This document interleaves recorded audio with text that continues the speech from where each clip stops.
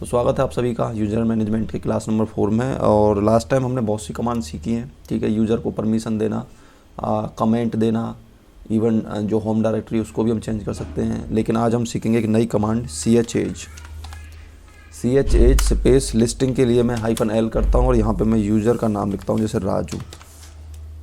तो देखो यहाँ पे हमारे सामने कुछ डेटा निकल के आता है, यूज़र के बारे में कुछ इन्फॉर्मेशन निकल के आती है। That is last password change February 1, 2022।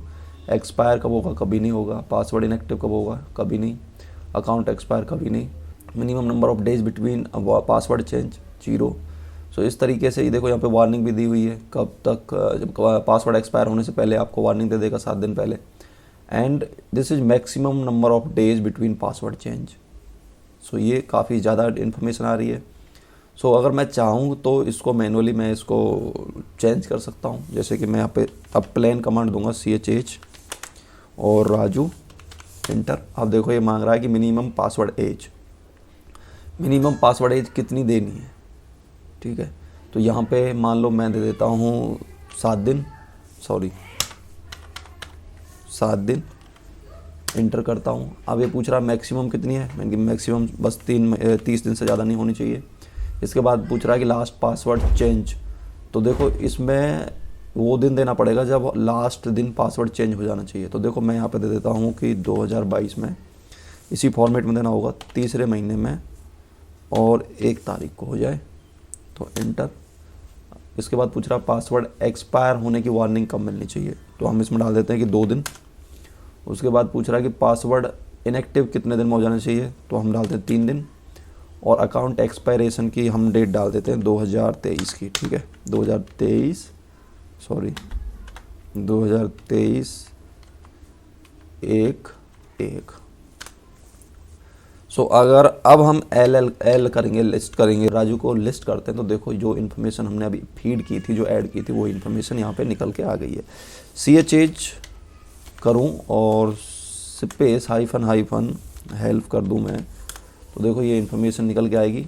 और इससे हम क्या कर सकते हैं, इन ऑप्शन से डी से लास्ट डे चेंज कर सकते हैं, और कैपिटल ई से एक्सपायरेशन डेट चेंज कर देते हैं, और आई से इनएक्टिव, ठीक है। लिस्ट एल से लिस्ट हो जाता है जैसा भी मैंने किया।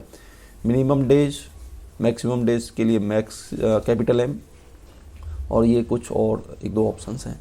सो एक दो ऑप्शन मैं आपको दिखा देता हूँ लगा के। जैसे कि मैं लगाता हूँ यहाँ पे ch।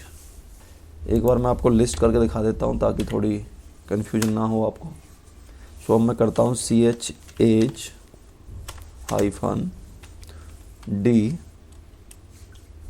और इसके बाद कितना देना है मुझे, मैं सोच रहा हूँ इसमें 2023 में 5वें महीने की डेट देनी थी, 5वें महीने की डेट देनी थी 1 तारीख को, और राजू की देनी थी ये। उसमें दिन नहीं दिए जाते, उसमें एक्चुअली आपको पूरा प्रॉपर डेट देना पड़ता है। सो अब देखते हैं, तो देखो उसमें 1 तारीख की मई में एक्सपायरेशन हो जाएगा 2023 में। इस तरीके से आप कर सकते हैं। मिनिमम डेज भी आप सेट कर सकते हैं। मिनिमम डेज में मान लो कि मैं 30 दिन को हटा के, यहाँ पे आप देख रहे हो 30 आ रहा है, इसको हटा के मैं चाह रहा हूँ कि 5 दिन ऐड कर दूँ मैं। तो देखो मिनिमम के लिए स्मॉल m लगेगा, ch स्पेस -m, और कितने दिन चाह रहा हूँ मैं, 3 दिन। अभी हमारे पास कितना है, 30 दिन मिनिमम, 7 दिन है हमारे पास, तो इसको मैं 3 दिन करना चाह रहा हूँ। और यहाँ पे मैं लिख दूँगा राजू। तो अभी मैं अगर इसको लिस्ट करूँ एल से, तो देखो 3 दिन यहाँ पे हो गया। तो इस तरीके से कुछ ऑप्शंस की मदद से आप यूज़र की डिफरेंट इन्फॉर्मेशन को चेंज कर सकते हो, अपडेट कर सकते हो। अच्छा, पहले हम एक चीज़ करते थे जब हमको होम डायरेक्टरी, अभी देखो जैसे मान लो मैं एक यूज़र यहाँ पे क्रिएट करता हूँ, ठीक है। यूज़र ऐड करके, यूज़र ऐड प्रिया। तो दोस्तों ये इसकी जो होम डायरेक्टरी बनेगी ना प्रिया की, ये बनेगी सीधी जाके /होम के अंदर। और मैंने आपको बताया था अगर आपको डायरेक्टरी चेंज करनी है, सो यूज़र ऐड स्पेस -d, और इसके बाद मैं चाह रहा हूँ कि एक फ़ोल्डर पड़ा है मेरे पास fds रूट के अंदर, उसमें एक प्रिया नाम का फ़ोल्डर बने और वो प्रिया की होम डायरेक्टरी हो। एंटर किया। अभी अगर मैं आपको होम डायरेक्टरी दिखाऊं प्रिया की, तो सीधा है कि या तो मैं ग्रैब कर लूं, या फिर मेरे पास एक शॉर्ट कमांड थी इस इन्फॉर्मेशन को देखने के लिए, गेट एंड पास wd। इसमें सिर्फ फाइल का नाम देना होता है, मैंने आपको बताया ही था पहले भी। Gate and space pass wd etc के अंदर है, लेकिन बताने की ज़रूरत नहीं है, सिर्फ फाइल नेम दे दो। अब मैं यहाँ पे प्रिया लिखूँगा, तो देखो ये कहाँ पे पड़ी है, FDS, जो मैंने मैनुअली जो कस्टमाइज फोल्डर दिया था उसके अंदर इसकी होम डायरेक्टरी बनी है। लेकिन दोस्तों अगर मैं चाह रहा हूँ कि बहुत सारे यूज़र मुझे ऐड करने हैं और सारे यूज़र की होम डायरेक्टरी FDS बने, ठीक है, या फिर कोई और मैं फोल्डर दूँ, डायरेक्टरी दूँ, उसके अंदर ये बने, तो दोस्तों इसका एक सीधा सॉल्यूशन ये है कि एक फ़ाइल होती है ETC के अंदर, और वो फाइल होती है डिफ़ॉल्ट के अंदर यूज़र ऐड। ठीक है, मैं आपको एक बार दिखा देता हूँ। विम करके इसको खोल सकते हैं, ETC के अंदर है, डिफ़ॉल्ट के अंदर, डिफ़ॉल्ट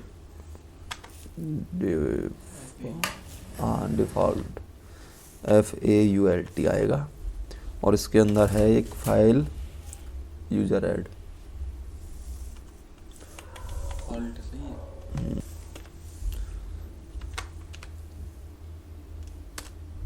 ठीक है, ये रही हमारी फाइल। इसमें देखो ये जो देख रहे हो ना यहाँ पे होम, एक्चुअली ये मैंने पहले चेंज किया हुआ है, तो यहाँ पे /होम थी डायरेक्टरी, और अगर मैं इसको अभी यहाँ पे इंसर्ट मोड के अंदर जाके, एक्चुअली ये कीबोर्ड की थोड़ी दिक्कत है तो मुझे ये पूरा ही हटाना पड़ेगा। होम इक्वल टू / और FDS, इसके अंदर सारी की सारी यूज़र इन्फॉर्मेशन सेव हो। ठीक है, तो अभी इसको हम इंसर्ट मोड से बाहर आके एक बार सेव कर देते हैं, WQ, और ये सेव हो गया। अभी हम यूज़र ऐड करते हैं, यूज़र ऐड धनुष, क्या है ये तो नहीं जाता है, यूज़र ऐड धनुष, एंटर। अगर अब मैं इसको गेट एंड करूं तो आप देख पाएंगे कि बाय डिफ़ॉल्ट ऑटोमेटिकली जो यूज़र की होम डायरेक्टरी है वो FDS के अंदर बन चुकी है। तो इस तरीके से दोस्तों आपको जितने भी अब यूज़र ऐड करेंगे आप, जितने भी यूज़र ऐड करेंगे आप यहाँ पे, तो वो सारे के सारे FDS के अंदर अपनी होम डायरेक्टरी बनाएंगे, उनकी होम डायरेक्टरी FDS के अंदर बनेगी। ठीक है, ये तरीका है एक। तो अभी दोस्तों देखो, मैं नहीं चाह रहा कि सारे यूज़र FDS के अंदर बने, FDS नाम की जो डायरेक्टरी उसके अंदर बने, तो इसके लिए मैं चाह रहा हूँ कि मैं इसको फिर से होम ही कर दूँ ताकि आगे कोई दिक्कत ना आए, इक्वल टू /होम।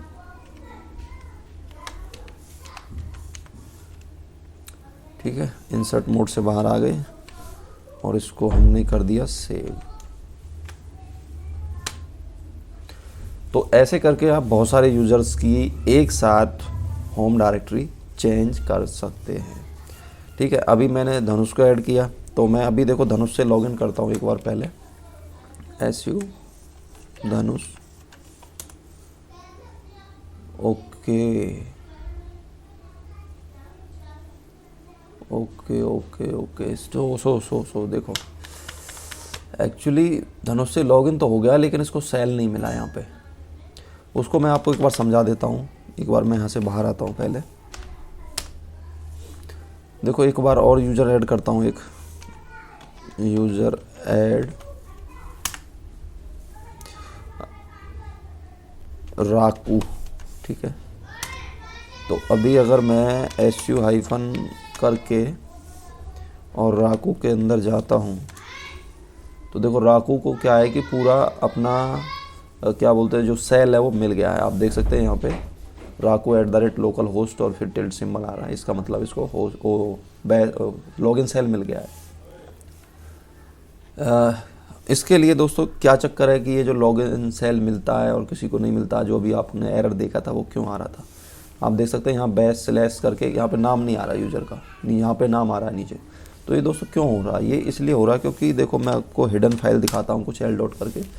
ये जो फाइल है ना, ये उसके अंदर कॉपी नहीं हो पाई थी। और ये फाइलें होती कहाँ हैं, ये एक डायरेक्टरी के अंदर एक फ़ाइल होती है, उसके अंदर ये होती है, ठीक है। तो अगर मैं इनको अभी यहाँ पे डिलीट कर देता हूँ, मैं यहाँ पे इनको डिलीट करने के लिए कमांड चलाता हूँ rm स्पेस -rf, और मैं सारी की सारी ही डिलीट करना चाह रहा हूँ, ठीक है। तो डॉट लगाना पड़ेगा क्योंकि हिडन है, और स्टार लगाना पड़ेगा, इंटर किया, ठीक है। अभी मैं l डॉट करता हूँ, देखता हूँ उड़ी नहीं। तो देखो ये ज़्यादातर फाइल जो है, मैक्सिमम फाइल जो जा चुकी है, बस ये डॉट डॉट रह गए हैं, ठीक है। तो अभी अगर मैं एग्ज़िट करके राकू से यहाँ पे लॉगिन करूँगा तो ये लॉगिन नहीं होगा, होगा तो सही लेकिन इसको सेल नहीं मिलेगा। देखो bash slash hyphen bash hyphen 4.2 और फिर $साइन आ रहा है, इसका मतलब इसको सेल नहीं मिला है। दोस्तों ये सेल की जो फाइल है ना, ये एक जगह से कॉपी होती है, और वो है ETC के अंदर स्केल, ठीक है, SKEL। तो वहाँ पे ये सारी फाइलें होती हैं, जब हम नया यूज़र बनाते हैं तो वहाँ से कॉपी होके यूज़र की होम डायरेक्टरी में कॉपी हो जाती हैं। सो इसके लिए हमें क्या करना पड़ेगा दोस्तों, उन फाइल्स को दोबारा से कॉपी करके इसकी होम डायरेक्टरी में लाना पड़ेगा। सॉरी यार, हमें एग्ज़िट करना पड़ेगा पहले, रूट से ये कमांड एग्जीक्यूट होगी, इससे नहीं होगी। तो अगर मैं यहाँ पे, तो ये इसका सॉल्यूशन ये है कि मैं फिर से cp दूँ, cp कमांड -rf, और -rf करके कहाँ से उठानी है मुझे, ETC में से। ETC में क्या फ़ोल्डर है, स्केल, और स्केल के अंदर जो भी हो डॉट लगा के देना पड़ेगा क्योंकि हिडन फाइल भी है उसमें। तो कहाँ पे आनी चाहिए, ये आनी चाहिए FDS के अंदर राकू, ठीक है, उसके अंदर ये आनी चाहिए, नोट डायरेक्टरी। अच्छा,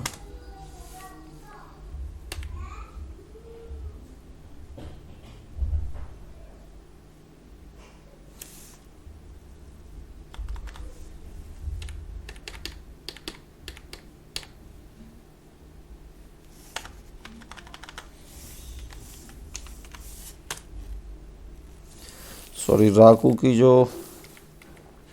फाइल है ना, राकू की जो होम डायरेक्टरी है वो होम के अंदर है, और यहाँ पे राकू आएगा। अभी इंटर करते हैं तो ये पूछ रहा है यस, ये अलग से फाइल हैं कुछ, इनको भी यस करना पड़ेगा, इनको मैं समझाऊंगा थोड़ी देर में, ठीक है। तो ये सब यस कर दूंगा मैं, ठीक है। अभी मैं अगर यहाँ पे, अभी और बची हुई है, ठीक है। अभी अगर मैं यहाँ पे राकू को लॉगिन करूँ तो देखो अब इसका नाम आ गया, इसको सेल मिल गया। दोस्तों ये क्यों होता है और कैसे होता है, ये जब आप जो हिडन फाइलें, जैसे मैंने बताया था आपको, कुछ फाइलें होती हैं, तो वो जो फाइलें हैं जो लाइक .bash है, .bash अंडरस्कोर लॉग आउट है, ये सारी फाइलें एक प्रॉपर सेल प्रोवाइड करवाती हैं यूज़र को। तो अगर आप उनको उड़ा दोगे तो वो सेल नहीं मिलेगा, लॉगिन तो होगा लेकिन सेल नहीं मिलेगा। आप उनको फिर से, जैसा मैंने बताया कि ETC में एक स्केल नाम का फोल्डर है, उसके अंदर से ये फाइलें कॉपी होती हैं। जब भी हमको यूज़र बनाते हैं तो उनको कॉपी करके फिर से आप होम डायरेक्टरी के, यूज़र की होम डायरेक्टरी के अंदर जो फोल्डर है उसमें कॉपी कर देते हो, तो फिर से आपको सेल मिल जाएगा, ठीक है। अभी अगर मैं यहाँ पे l डॉट करूँ तो देखो ये सब जो फाइल हैं ये हिडन फाइल हैं। अगर मैं ls-a कर दूँ यहाँ पे तो देखो बहुत सारा डेटा है ये, ठीक है। तो ये सारा डेटा वहाँ से कॉपी हो गया है, और इसके अंदर देखो कुछ हमारी फाइल भी हैं, जैसे कि gf करके एक फ़ाइल है, या फिर कुछ अलग से abc करके कुछ फाइल हैं। तो वो फाइलें दरअसल ये देखो A2 A3 देख रहे हो आप लेफ्ट हैंड पे ऊपर, तो ये वो फाइलें हैं जो मैंने पहले इस कमांड को जब चलाया था तो पहले बन गई थी। तो इसके लिए देखो मैं आपको बता देता हूँ एक चीज़। मान लो कि हम एक फ़ोल्डर बनाते हैं, इससे मैं बाहर आ जाता हूँ पहले, एग्ज़िट। तो मेरे पास देखो बहुत सारे फ़ोल्डर्स हैं, तो मेरे मान लो इंडिया को ls करता हूँ और इंडिया के अंदर देखो ये सारी फाइलें बनी हुई हैं। आई थिंक हमें कुछ और ट्राई करना चाहिए। ls दिल्ली करता हूँ, दिल्ली में देखता हूँ क्या है। दिल्ली में देखो ये rajeej.pf raj.pdf। मैं चाह रहा हूँ कि ये जो फाइलें हैं ये फाइलें कॉपी, ये फाइलें भी जब यूज़र क्रिएट हो तो उसके साथ ही उसके होम डायरेक्टरी में ये फाइलें भी आ जाएं। तो दोस्तों इसके लिए बड़ा ही सिंपल तरीका है, और तरीका वही है कि आप सीधा एक काम कर लो कि आप इन्हीं फाइलों को etc स्केल में कॉपी कर दो, और जब भी कोई यूज़र क्रिएट होगा ये अपने आप उसके अंदर खुद ब खुद क्रिएट हो जाएंगी। तो कैसे करते हैं कॉपी, इसको देखते हैं एक बार।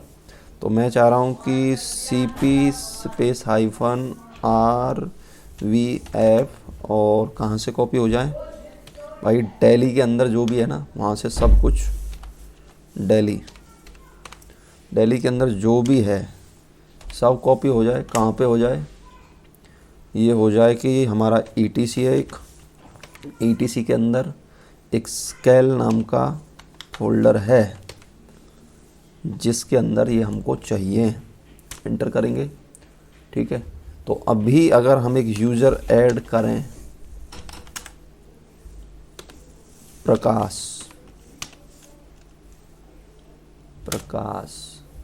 सो अगर अब हम इसको यूज़र की जो होम डायरेक्टरी है उसको अभी अगर हम देखें ls करके, ls-a करके देखते हैं, तो ये कहाँ बनी है, होम में बनी है, हमको पता है। तो /home/प्रकाश,